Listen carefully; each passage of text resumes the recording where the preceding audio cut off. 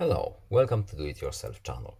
Today I will show you how to backup your phone data to Google Drive in Samsung Galaxy Z Fold5. First we have to go to settings and we are looking for accounts and backup.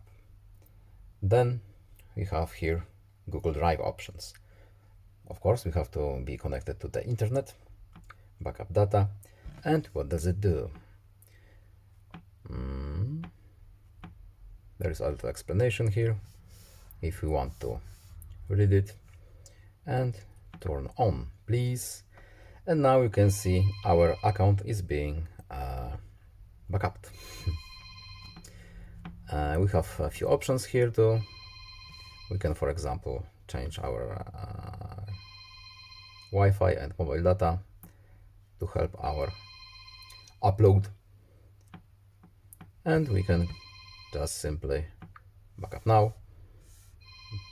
Yes. And now, as you can see, our data is being stored in our Google account. So I hope this video was helpful to you. Please leave a like and subscribe. Have a nice day and see you in the next video. Goodbye.